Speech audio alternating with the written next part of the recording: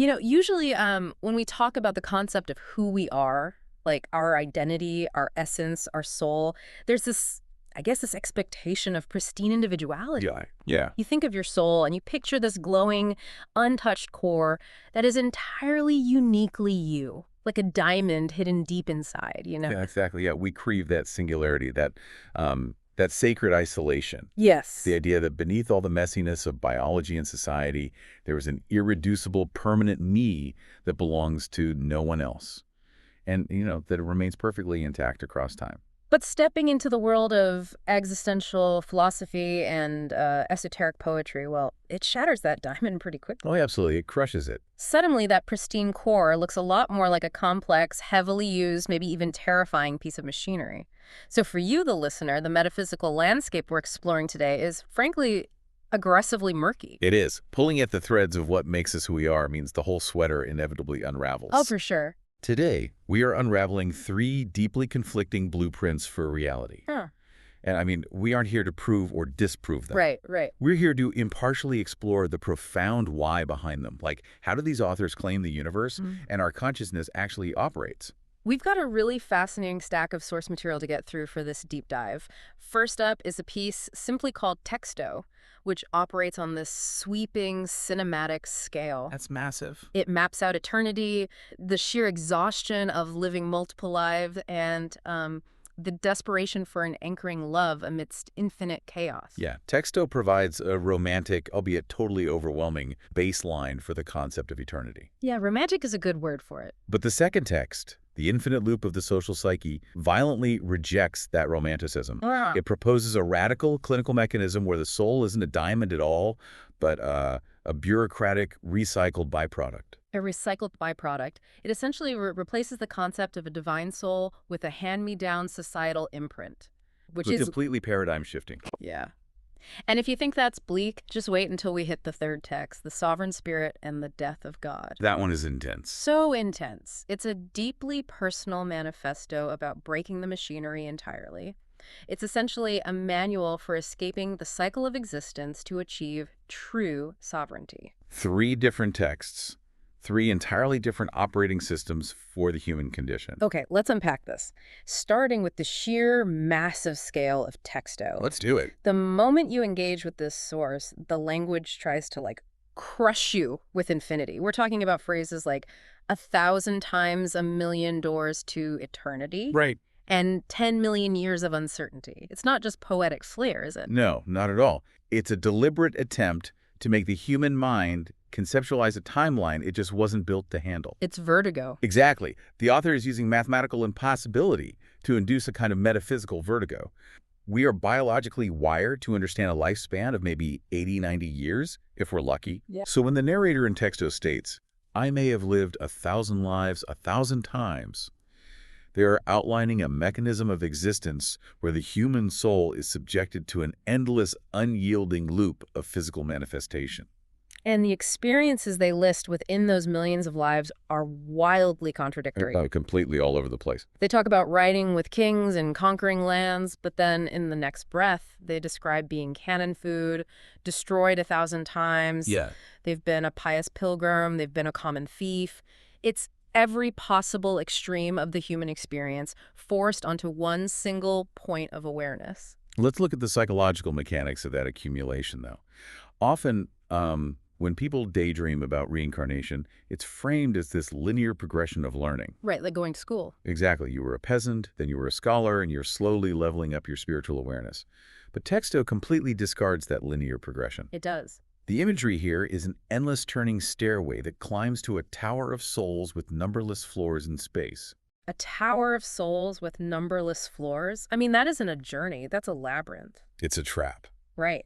If I've been both a king making the laws and a thief breaking them, if I've been the conqueror and the cannon fodder, my sense of self isn't a cohesive narrative anymore. No, it's just a chaotic database of contradictory data points. The narrator has to be suffering from acute existential fatigue. Absolutely.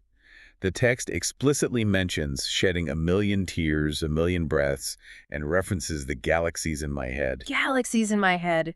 That's a heavy image. The author is describing what actually happens to a consciousness when it is forced to hold the memories of 1,000 different moral frameworks. Think about the cognitive dissonance. It would break you. The text says the narrator has been simultaneously innocent and ignorant, while also having been fortune's child to judge another's crimes. Wow. So if you have been both the ultimate victim and the ultimate perpetrator across a million lifetimes, the concepts of guilt and innocence just cancel each other out. They mean nothing. You dissolve into this vast, unmanageable ocean of memory. Wait, so eternity sounds less like a continuous vacation and more like being trapped in an infinite loop. Yeah, a terrifying one. It's like mindlessly scrolling through an endless streaming platform where you have millions of options, but no actual direction. Which fundamentally changes the definition of eternity from a reward to a punishment. The sheer volume of experience neuters the meaning of any single experience. Oh, I see what you mean. The narrator points out that they can speak a million lies and sing a million songs and experience a million rights and wrongs.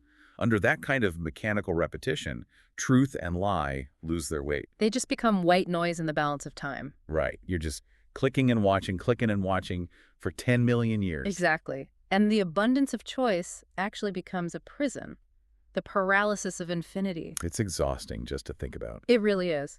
But right in the middle of this fatigue, right when the text makes you feel like the narrator is drowning in those million roads and million fears, there's a hard pivot. A crucial pivot. The source introduces a mechanism for survival. The text says, but if there was a single truth, a single light, a single thought, a singular touch of grace. The narrator is looking for a filter, a way to block out the noise of the numberless floors in the Tower of Souls. And what is that singular point of grace? Because it's not a grand philosophical revelation about the nature of the universe. No, it's much simpler. It's not enlightenment. It's a single haunted memory of your face. Amidst the chaos, the narrator's anchor is romantic love. The repeated refrain is, I still love you, I still want you. If we connect this to the bigger picture, we have to analyze why the author chooses love as the ultimate organizing principle. Texto posits a very specific solution to the terror of infinity. Which is? Well, the narrator says they might know many things, but they might also be ignorant. Knowledge, therefore, is not the cure for the infinite loop. If you know a million things, you just have a million more things to worry about. So intellect completely fails in the face of eternity. Entirely. Intellect just processes the exhaustion. But love, in the framework of this poem, operates differently. It acts as a gravitational center. Okay, I follow. The text suggests that human connection is the only force capable of organizing the chaos of a million lifetimes. The mysteries unwind themselves, not through the accumulation of ultimate cosmic understanding, but through the singular obsessive focus on another individual. It's a deeply comforting thought, honestly. It wraps the terrifying concept of infinity in a very warm human blanket. It gives it a purpose. Yeah, the idea is that no matter how many times we spin the wheel of life, no matter how many times we are the king or the thief, love is the continuous thread that gives it all meaning. It validates the suffering. Exactly. If I have to be destroyed as cannon fodder 1,000 times, it's worth it as long as I eventually find that single haunted memory of your face. It creates a closed-loop system of meaning. The universe might be vast and terrifying, but as long as two souls recognize each other across the millennia, the machinery of eternity is justified. It's beautiful. But if Texto offers a desperate romantic life raft in the ocean of eternity, our next source sets that entire ocean on fire. Oh, it completely incinerates it. We are moving into the infinite loop of the social psyche, and the transition between these two paradigms is incredibly violent.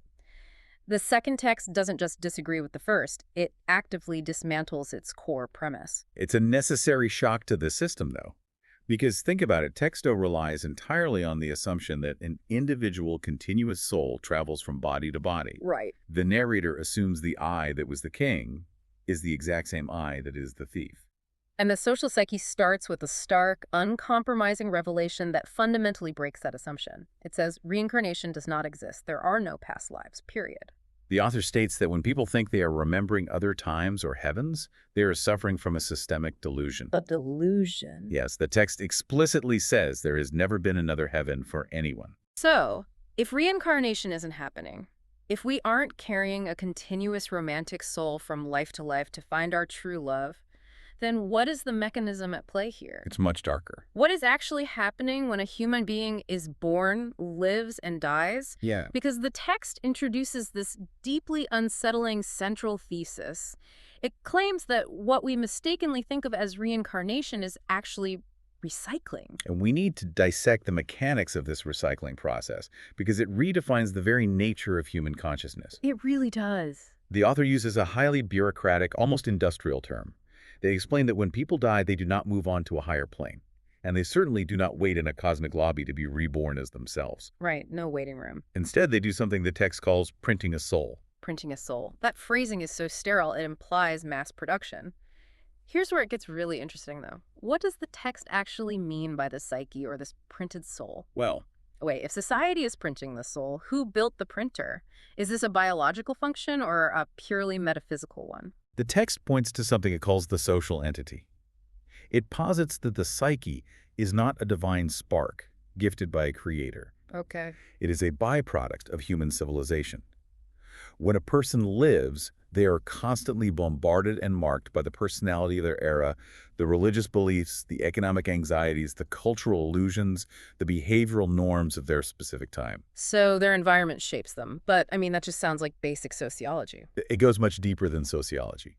The text argues that this amalgamation of social programming literally crystallizes into a metaphysical substance. Wait, literally? Literally. Yeah. When a person dies, that accumulated social conditioning is what gets printed or finalized. That finalized imprint of society's illusions is the soul. So, according to the source, a soul isn't a beautiful divine spark. It's essentially a recycled social imprint, a hand-me-down personality shaped by society's illusions. That's worse than a hand-me-down personality. It's a trap. Yeah. If Texto was about searching for a bespoke, individualized meaning across time, this text argues that you don't even own your own desires. The movie you think you're starring in is just an amalgamation of generic societal tropes.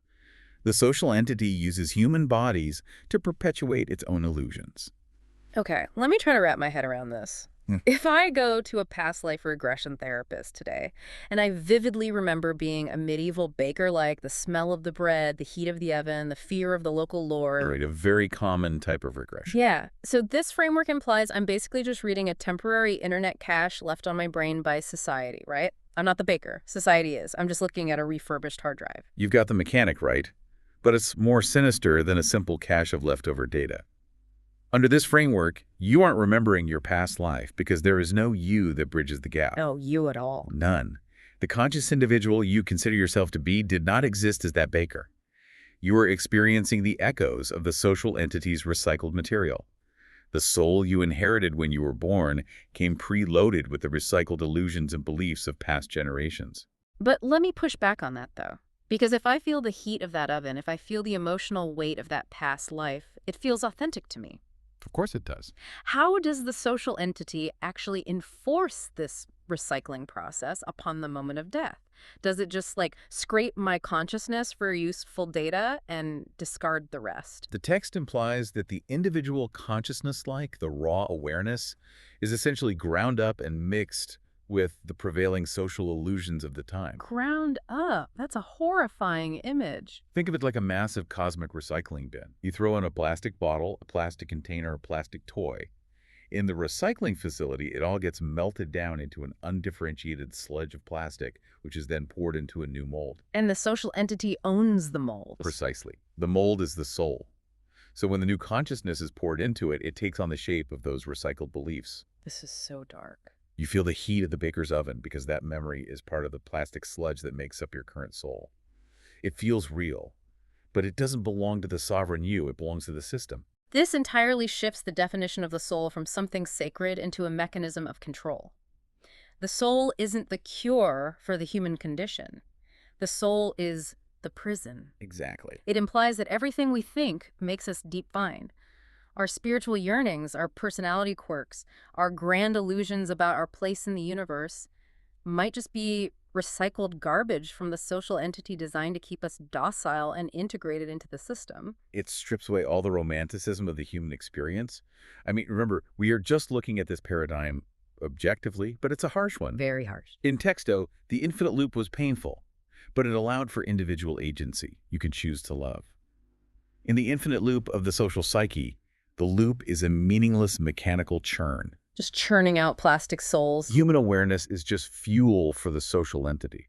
We're printed out into new bodies over and over again, completely trapped by the parameters of the soul we were issued. If our souls are just recycled social software, how does one ever break out of the loop? I mean, we're left with a terrifying diagnostic, but no actual cure. Right. If my deepest feelings of love or fear are just printed artifacts of a social recycle bin, is there any hope for genuine individuality? Well, that specific existential crisis is what triggers the absolute radicalism of our third source. The sovereign spirit and the death of God. Yes, because this author looks at the recycling bin and basically refuses to get in. They just say no. The sovereign spirit is the extreme logical reaction to the nightmare of the social psyche. If the soul is a mechanism of societal control, the only way out is destruction. You cannot reform the soul, you must annihilate it. And the author doesn't hold back. They introduce a staggering claim right at the beginning of the manifesto. They really do. They say, I'm the one that dwells within. They draw a violent, sharp distinction between the recycled soul we just talked about and the true spirit. They are identifying their core awareness as the spirit, not the soul. To them, the soul is the printed social construct, the plastic mold. Right. But the spirit is the raw, irreducible awareness that has been forced into that mold. The spirit is the hostage, and the soul is the cage. The author states they had to take drastic, painful action to free that hostage. They talk about breaking everything down. They explicitly say they dismantled the soul with great effort to extract their true origin. Which they call the I, or in Spanish, the UO, the absolute sovereign self. Yes. Let's talk about the mechanics of how someone actually dismantles their own soul. What does that process look like? It can't just be, breathing exercises or meditation. Oh, no. It's the psychological equivalent of open heart surgery performed on oneself without anesthesia. Ouch. The text makes it clear this was not a peaceful awakening. The author acknowledges the immense sacrifice this process required. To dismantle the soul means systematically identifying every belief, every comfort, every social connection, every moral framework that society handed you, and destroying it. It sounds like hacking your own internal operating system. You realize the soul software was pre-installed by society, complete with trackers and bloatware. That's a great way to put it. So you completely wipe the hard drive to find the raw code underneath, even if it means disconnecting from the entire network of humanity. It's not just deleting files, it's physically taking a hammer to the hard drive. And if you do that, what is left? The author mentions that this process might have left them completely isolated. They use the phrase, without anyone by my side. And that isolation is the necessary cost of sovereignty, right? It is. If your soul is the interface that allows you to connect with the shared culture and illusions of the social entity, destroying that soul means destroying your ability to relate to the rest of humanity. You're totally alone. You no longer speak their language. You no longer share their recycled dreams. You burn down the bridge to save yourself from the fire. The motivation here is just pure, unadulterated defiance. The author explicitly states they were not going to recycle me. They saw the matrix and opted out. They saw the infinite loop of the social psyche, recognized it as a trap, and decided they would rather be completely alone in the universe than be a cog in that machine. It requires a profound level of arrogance, but also, you have to admit, an incredible amount of courage. Oh, absolutely. Wiping your own OS is terrifying. By deleting the operating system, you lose your internet browser, your messaging apps, your ability to interface with any other computer on the network. You disconnect from the entire network of humanity just to prove you actually exist as a standalone machine. And the result of this hacking, of this ruthless isolation, leads to one of the most provocative lines in this entire deep dive. The author claims that because they have successfully extracted their sovereign I and destroyed their recycled soul, when they die, they will be the first truly dead human. This raises an important question. They followed that up by claiming they will be the second man in history who was born alive and died alive. Which, that just stops you in your tracks. If this author claims to be only the second man in history to live and die alive, what does that mean for the rest of us? It implies we aren't actually alive. It is the ultimate logical conclusion drawn from the premise of the second source. If the vast majority of humanity is just walking around with printed, recycled souls, acting out the illusions of the social entity, then humanity is caught in a state of unlife. We are sleepwalking through this social recycle bin. We are biological machines running recycled software. We aren't truly alive with sovereign consciousness, but we are also incapable of truly dying, because our data just gets scooped back up and dumped into the next plastic mold when our bodies fail. We are just noise in the machine. Which is why the concept of being the first truly dead human is presented as a monumental victory. When the author's physical body dies, there is no soul left for the social entity to recycle. They broke the mold. Literally. They extracted the sovereign yayo, so when they go, they are gone permanently. There is no data left to send back to the cloud. This brings us to a radical redefinition of death, and honestly, a radical redefinition of theology as well. Yeah, let's get into the theology. The author makes some incredibly bold assertions about the limits of death and the concept of God. They say, ironically, God will be the only one who dies. That is a massive philosophical flex. It really is. How does the death of God fit into the mechanics of escaping the recycle bin? We have to look at how this text views the historical function of death. The source states that up until now, death has been impotent.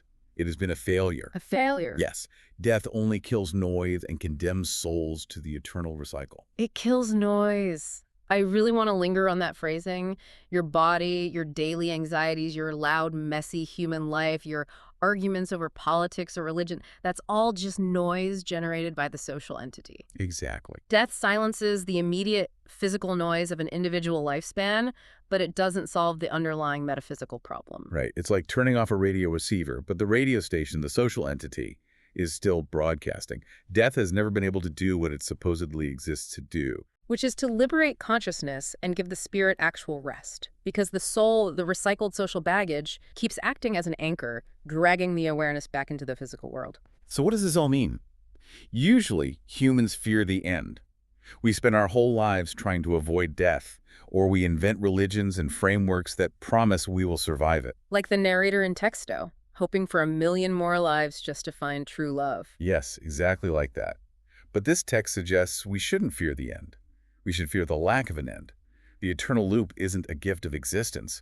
It's a trap of endless noise. In this framework, death is not the enemy. Recycling is the enemy. Right. True death, where the sovereign spirit is finally separated from the body and the destroyed social soul is allowed to simply end and rest, is the ultimate liberation. The author is seeking the privilege of finality. It's a total inversion of human instinct. The goal isn't eternal life. The goal is the right to a true, permanent death. But what about the death of God line? If God is the only one who dies, what does that practically mean for the mechanics of the universe? The text implies that God is the ultimate manifestation of the social entity's illusions. God is the grandest piece of software running on the recycled soul. So God is just more bloatware. Essentially, yes. Yeah. By extracting the sovereign I, the author renders the concept of God obsolete. If there is no soul to be judged, no soul to be saved, no soul to be recycled, then God has no function. In the mind of the sovereign spirit, God dies because the mechanism that required God has been dismantled. And the text doesn't just stop at personal liberation. It extrapolates this out into a utopian vision of what should happen for everyone. It offers a universal solution. The author writes that if people actually did what they needed to do, meaning if everyone systematically dismantled their socially printed souls and found their sovereign I, the world would radically transform. The text says the spirit would be the body and consciousness would be the sovereign I. It paints a picture of a world where there is no more separation, no more hidden layers of social programming operating behind the scenes. If the spirit becomes the body, it means there is no more duality. You are exactly what you are in the physical moment without any inherited metaphysical baggage. And the ultimate result of this mass awakening. When it is time to die, we would all truly die. There would be no more recycling of souls, no more recycling of people. The spirit would finally be able to rest from, as the text beautifully puts it, so much black and white. That phrase, so much black and white, refers to the exhausting duality of existence under the social entity. The endless rights and wrongs, the truths and lies that the narrator in Texto was so crushed by. It's fascinating how the sovereign spirit directly answers the crisis of the first text. In Texto, the narrator was begging for a way to make the endless million lives bearable, and they chose love as their coping mechanism. Right, they chose attachment. But the sovereign spirit looks at that exact same exhaustion, the million roads and million fears, and offers a radical, permanent cure. Just turn the machine off, achieve absolute finality. Attain a state where you don't need a coping mechanism, because the burden of existence is permanently lifted. It is the ultimate form of rest. To reach a state where a new conscious life is born that no longer even needs a spirit or a soul. It achieves a condition where the mission of existence is accomplished, and awareness simply ceases to struggle against itself. But there is one final crucial piece to the sovereign spirit that we need to examine, and it completely shifts the perspective of everything we've discussed today. It's about the nature of truth itself. Oh, this part is wild. Right at the very end of the text, after laying out this incredibly intense, high-stakes framework of recycling and the death of God, the author pulls back and makes a surprisingly grounded, almost dismissive statement. They write that they don't care what people say about their text. And more importantly, they state they don't even care if what they're saying is objectively true or not. This is a wild philosophical pivot. Mm-hmm. After outlining this incredibly detailed, violent mechanism for saving your sovereign self, the author essentially says the factual accuracy of this doesn't matter. Why would they undermine their own manifesto like that? Well, they aren't undermining it. They are elevating it. The final assertion of the text is, the spirit does not know about truth or falsehood. It only understands. We have to unpack this distinction because it is the linchpin of the author's whole philosophy. Arguing about objective truth is just playing society's game. Yeah, exactly. If your soul is just a printed collection of societal beliefs, then society is the one defining what is true and what is false. Getting caught up in a debate about the objective truth of reincarnation versus recycling means you are still trapped in the software. You're still arguing in black and white. What's fascinating here is that profound understanding supersedes factual accuracy. Throughout the text, the author has been fighting against the noise of the social entity.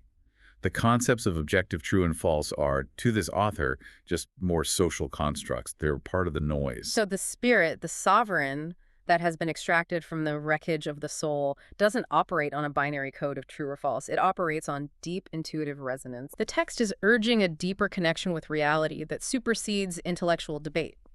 It's not about proving a theorem in a lab. It's about grasping the essence of the concept on a visceral level. It's akin to engaging with art rather than a textbook. You don't stand in front of a surrealist painting and argue about whether it's biologically true that a melting clock exists in nature. Right. You either understand the emotional and temporal truth the painting is conveying, or you don't. The sovereign spirit doesn't need to pass a polygraph test. It just needs to resonate with the frequency of the experience. And if you are listening to this and wondering which reality you actually inhabit, the romantic loop of texto, the terrifying recycle bin, or the isolated sovereignty, the point isn't to pick one and declare it the absolute truth. No, the point of engaging with these texts is the exercise of understanding. It's about letting these frameworks push against your own boundaries. While they seem completely contradictory, they all share a profound human yearning. The intense desire to find a signal amidst the infinite noise of existence. For the exhausted poet in texto, that signal was the face of a lover. For the radical author of The Sovereign Spirit, that signal was the irreducible core of the self. They were all just trying to figure out how not to drown in the machinery of eternity. Whether you find comfort in romantic reincarnation, terror in the bureaucratic social recycle bin, or liberation in the pursuit of a true death, the value is in how these concepts force you to examine your own internal operating system. They demand that you look closely at the machinery of your own identity and question the source of the parts. Which brings us to the end of our exploration today. We started in the vast, romantic expanse of eternity, searching for a single truth of love. We crashed into the harsh reality of the social recycle bin, where souls are just societal imprints. And finally, we explored the radical, solitary path of dismantling that soul to become a sovereign eye capable of finding true, final rest. It's been a heavy journey, but these texts really do challenge you to peel back the layers. They really do. But we want to leave you, the listener, with something to chew on, a final, lingering question to mull over long after this deep dive ends. A provocative thought. If you were to take a hard, unflinching look at your own beliefs, your quirks, your deepest values, the things that make you you, how much of it is truly your own creation and how much is just the recycled noise of society? That's a tough question to answer, honestly. It is, and if you were brave enough, or perhaps desperate enough, to completely dismantle the software you were handed at birth, who is the sovereign I left standing underneath? Something to think about. Definitely. Keep questioning, keep digging, and thank you for joining us on this intellectual journey into the source material. We will catch you on the next one.